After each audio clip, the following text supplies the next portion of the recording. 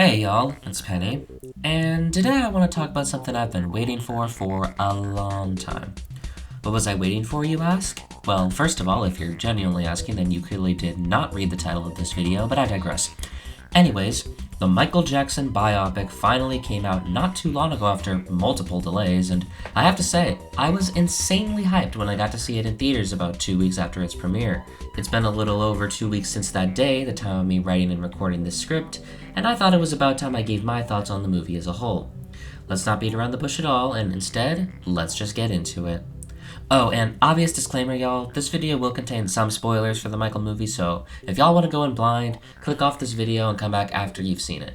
But anyway, without further ado, let's get into the review with a plot summary.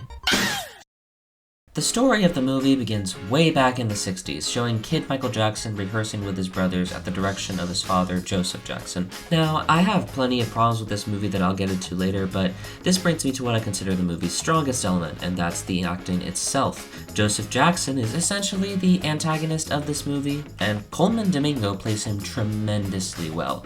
You can immediately tell that Joseph was this domineering, abusive figure throughout Michael's life, which is probably the most accurate to reality this movie gets. Anyway, the Jackson 5 get bigger and bigger gigs, leading them to eventually be discovered by a Motown representative. This is where the problems with the movie start for me, more specifically the historical inaccuracies that plague this movie throughout its runtime. Now, I'm not going to go too in-depth on every single one of these, as other creators have already done the same thing. You can find those videos with ease, but just know that this is the first inaccuracy I caught. The movie paints it like the group were discovered by Suzanne DePass, aka Motown founder Berry Gordy's creative assistant at the time, but in real life, the Jackson 5 had opened for soul group Bobby Taylor and the Vancouvers. Taylor then set up an audition with Berry Gordy that same month. The movie has a lot of little inaccuracies like this that bother me quite a bit, though in fairness, not all of them are actually the fault of the people that made the movie, as many people declined to be part of the movie. In fact, I don't even know the full list of people that declined to be part of the movie. Still, I have to judge this movie for what it is, not what it could have been, so the legal stuff doesn't really matter, you know? Anyway, continuing with the plot of the film, we see the Jackson 5's rise to prominence, and multiple of their performances end up being recreated.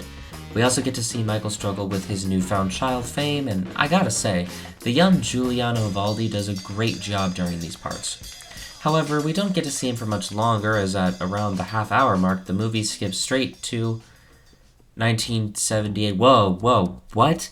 I'm sorry, but this time skip honestly comes out of pretty much nowhere. I mean, it basically implies that Off the Wall was Michael's first solo album, even though Motown had already put out not one, not two, not three, but 4 self-titled albums during the Jackson 5's tenure with them. Hell, one of them even gave him his first solo #1. And I mean, sure, a performance of that song and a needle drop of Michael's Rockin' Robin are both featured later in the film, but outside of that, this era of Michael Jackson's career is not acknowledged whatsoever. And sure, I get why the movie would want to skip to the good stuff, or rather, the period of MJ's career where he and his brothers started having creative control, but I feel like the mid-70s were just as important a time for Michael's career. Hell, the movie barely even addresses the Jackson switch from Motown to Epic Records, outside from an offhanded mention of how Jermaine Jackson stayed behind. Though, thankfully, after all that complaining I just did, we get what I think is the movie's best scene, where we see Michael Jackson recording the vocals for Don't Stop Till You Get Enough. This is one of the few moments in this film where we actually get a look into just how creative Michael was as an artist and performer. And that cut to a recreation of the music video? Absolute cinema. In my opinion, the Michael movie suffers a lot from hype moments and aura type writing, and the fact that so many of the teasers for this film primarily featured recreations of the most iconic MJ moments is proof of that. But here, it just works. It almost makes me forgive the fact that there isn't even one other off-the-wall needle drop in this movie, save for a recreation of the Jacksons performing Workin' Day and Night on the Victory Tour. But seriously, no title track? No She's Out of My Life? No Rock With You? I mean, the latter is probably my favorite song of all time, so it really hurts not hearing this in that movie. Especially since it was a #1 hit, so there's really no reason it should have been excluded. I think in general the movie doesn't really spend enough time in this era. I get why that is, but still, I feel like there could have been more time spent here, even in Michael's child and teen years, before moving on to the Thriller era. But hey, at least the movie does a good job of humanizing Michael despite the many aforementioned inaccuracies to Michael's real life. Let me make it clear right now, the best part of this movie is the acting, and that especially applies to Jafar Jackson's portrayal of his uncle. Like, seriously, it's a 1-to-1 in terms of Jafar copying Michael's vocal inflections and personality. It almost makes up for the moderate weakness of the script. Anyways, back to the plot. Michael gets his first rhinoplasty, Joseph and Michael have an argument after Joseph essentially forces Michael to go on the Triumph tour. Then a year later, Michael hires John Branca and fires his dad. All of this is great. In fact, I'd argue these, as well as a few other scenes I'm glossing over to save time, are some of the best scenes in the movie, but unfortunately, I felt that this is where the movie really gets into hype moments and aura farming territory. As cool as the recreations of the Thriller and Beat It music videos are, I'd rather just go watch the actual music videos and performances, you know? Anyway, there aren't really any more great scenes in the movie from then on. I guess the scene where Michael has a heart-to-heart with his mom after the infamous Pepsi commercial accident left me a little emotional, and, well, the last 15 minutes or so of the movie are just recreations of the Victory and Bad tours. They completely skip any of the events leading up to the latter, including the creation of the Bad Album and its short films, which, that's kind of a shame to see because, it was during this time that the tabloid speculation about Michael Jackson and him dyeing his skin white or sleeping in a hyperbaric chamber got really intense. I would have loved to see that dramatized for the big screen, but no, we really only saw the Michael Mania portion of his career where everyone loved him, and I don't know, I just think they could have done a better job with that. Sorry, kind of side tangent. They even skipped the creation of We Are the World, which is just completely surprising to me, especially since I would kill to see that be dramatized. But yeah, that concludes the plot of the film. So I'm going to start this review section with the positives. First of all, the production value of this movie is obviously amazing due to the massive budget, and obviously I can't not give a movie props for that, even if it's kind of obvious. Secondly, as I said before, every actor in this movie did an incredible job portraying their respective characters, especially Jafar Jackson as Michael Jackson and Coleman Domingo as Joseph Jackson. Even if Jafar Jackson is Michael's nephew, Jafar's accuracy to Michael's mannerisms and vocal tone is honestly stunning, especially seeing as this is his debut film. The same thing goes for Juliana Valdi as the child Michael Jackson. Great child actors are always stunning to me, and Valdi's performance is no exception. I honestly wish we got more of him, but unfortunately, cutting to the off-the-wall era 30 minutes in means we don't. Which brings me to the first of multiple negatives this movie has. First of all, this movie isn't even 2 hours long if you exclude the credits. Even if the movie practically stops in 1984, 2 hours isn't long enough for almost 20 years worth of time. If you ask me, I think the story of Michael Jackson would have been better told through a TV series. If you had 8 45-minute episodes lined up and dedicated one to each era of the first 20 years of Michael Jackson's life and career, you'd be able to expand much more on both Michael Jackson's creativity as an artist and his personal life.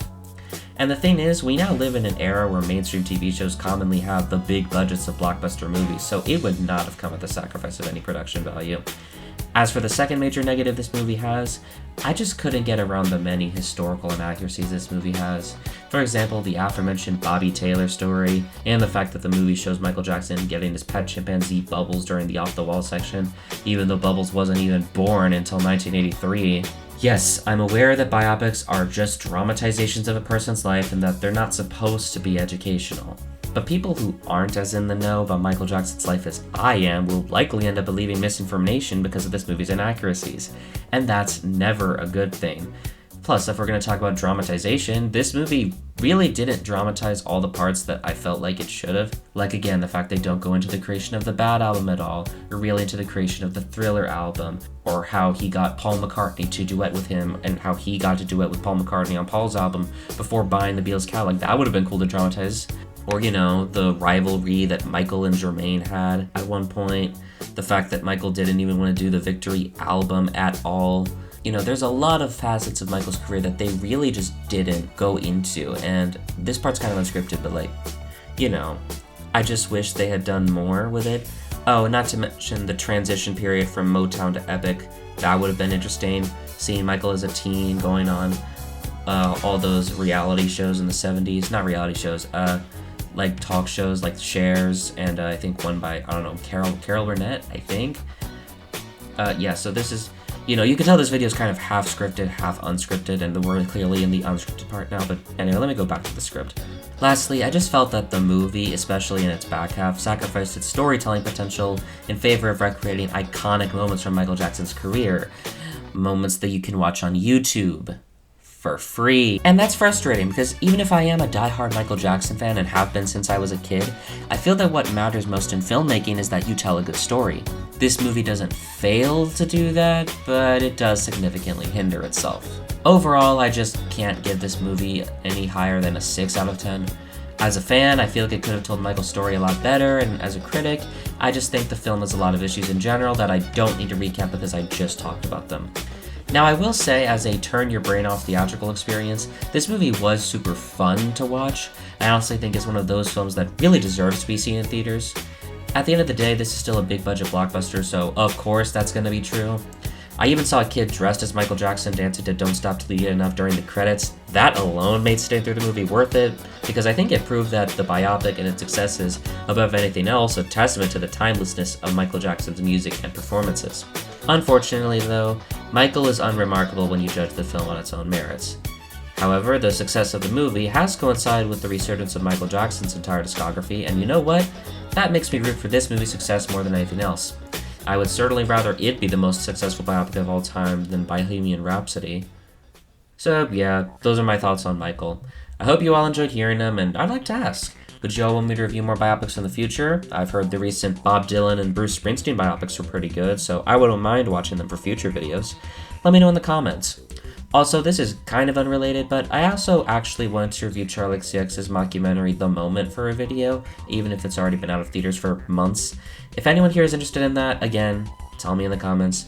Hell, just leave suggestions for anything you want me to review. I'm all ears. Also, I may or may not have a couple new Michael Jackson mashups up on my second channel at the time of me uploading this video. Please go check that channel out even if the mashups aren't there yet, because they will be soon. But anyway, that's all the self-promo I'm gonna do in this video. Thanks to all of you for watching, and I hope to see you in the next video. Bye-bye!